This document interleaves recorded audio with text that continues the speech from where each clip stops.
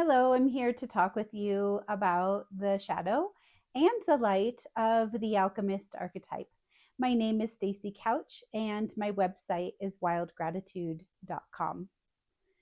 First of all, let's go ahead and take a look at the shadow. And when I talk about the shadow, I mean the struggles, the challenges, the less developed, less evolved um, behaviors that we can exhibit when we're working with the alchemist archetype. The first of these definitely has to do with linear thinking.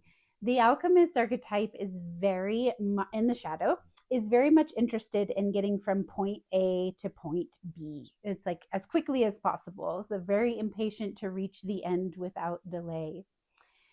What this means is that they're very goal oriented. And so the process doesn't matter, whatever we got to do to get to that end point, it's all about getting to that goal. And of course, in alchemy, the goal is described as gold or the philosopher's stone or the elixir of life, the ultimate transformation, that experience of complete healing and unification. The alchemist archetype in the shadow also really wants a formula. Tell me how to get from point A to point B. What do I need to do? They really don't want to have failures happen and have to start things over again. That can be very frustrating for someone who has the alchemist archetype in the shadow. The thing is, alchemy is all about experimentation, isn't it? So, failure is how we learn in experimentation. The alchemist archetype in the shadow also really works with a lot of secrecy around the process of transformation and super coded language that is really hard to decipher. And we'll get to the positive reasons for this when we talk about the alchemist in the light. But looking at the alchemist in the shadow, this really has to do with trying to hoard the information, trying to keep the secrets of how the transformation occurs from other people. It's very competitive, and it also is very frustrating for anybody else who's trying to learn about alchemy and the processes of it. You have to spend tons of time studying just to learn the symbols and like be able to read a simple single alchemical recipe. Okay. And then lastly, I mean, there's other aspects of the shadow, but these are the primary ones. So then lastly, in terms of the shadow of the alchemist archetype, we're dealing with this with what's verging on an unethical behavior. So if we think about alchemy as a science, science is born out of alchemy, and science over time has become less about learning about nature and the underlying nature of all things and more about having control over nature and getting to dictate what happens with various things in the natural world. And so that can happen too with our inner transformation work, where we get so focused on our inner transformation. It becomes all about having control over that and all about getting to that goal of healing and transformation, enlightenment. And we forget about that the work is about working with nature, redeeming the world. It's not just about our own self transcendence. And so that can be another shadow side of the alchemist archetype. Okay, so let's talk about the light of the alchemist archetype. The alchemist archetype in the light, as you might guess, is able to work in circles, and it understands that the soul moves in circles, that the process of transformation is a meandering labyrinth walk. And there is a really important process in alchemy that speaks to this, and it's called the rotatio, or the round. Basically, what happens is when the alchemist gets to that goal, be it gold, be it healing, be it the sense of transcendence or unification with the divine, when the alchemist gets to that point, the alchemist then takes that goal or end point, that material that is the penultimate experience of what they're going for, and they put it back into the fire to refine it. And so there is this absolute process in alchemy of going around and around and around in circles. And thus, we give the goal, the outcome, over to the work. We give ourselves over to the work. Another gift of the alchemist archetype is this understanding that this whole push for objectivity in science is a false one. The alchemist in the light knows through and through that we can never fully be objective in the work, that we will always be in the work to one degree or another. Still, there is some benefit to occasionally working towards getting more objectivity, more distance from the work, and getting a different perspective. This is when the alchemist puts the work in a glass vessel so that the alchemist can stand outside the work and watch what's going on inside the glass vessel.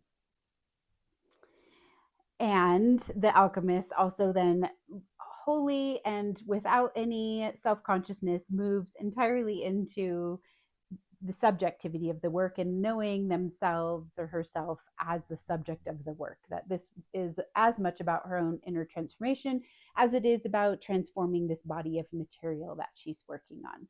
So this movement between subjectivity and objectivity is really easy for the alchemist archetype or someone who's working with the alchemist archetype in the light.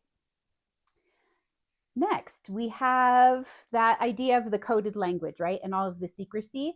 The alchemist archetype in the light very much understands that there is a reason for these really bizarre symbols and this secrecy and this coded language.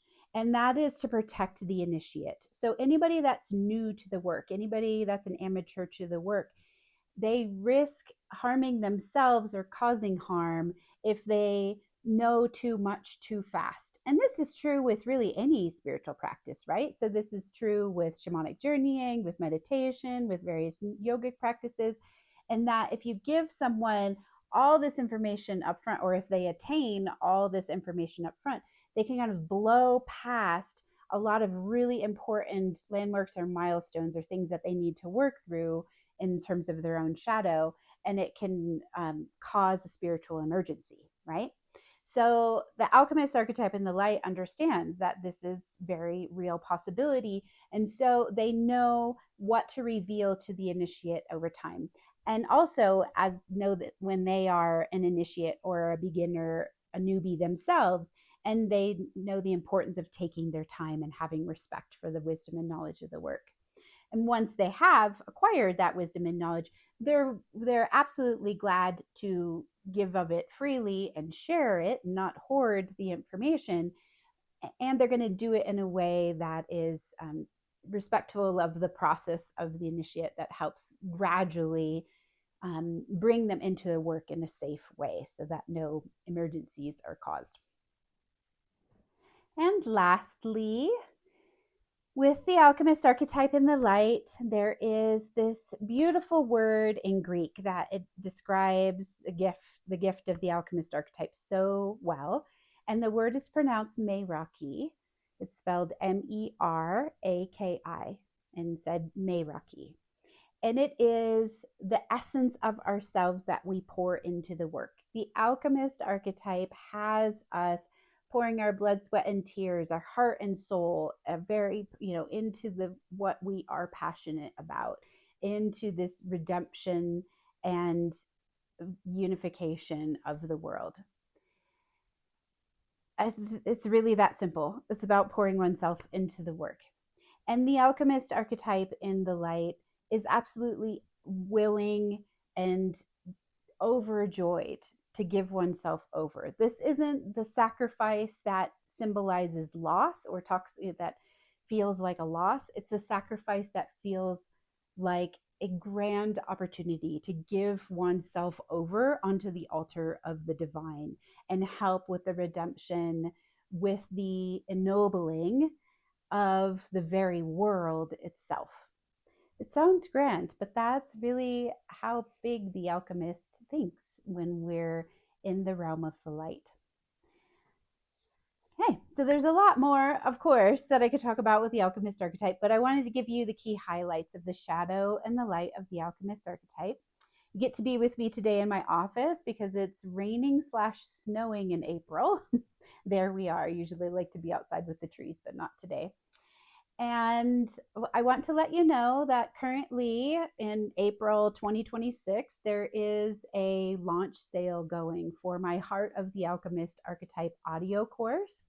This audio course is over 8 hours of on demand audio about the alchemist archetype, and then also about the history of alchemy and also about how to do alchemy itself. So I've laid out descriptions of the different alchemical materials and processes and the manner in which things may or may not proceed, and then how to engage with this in a very practical level, not just journaling, not just meditations or visualizations, but also with materials you have in your everyday life.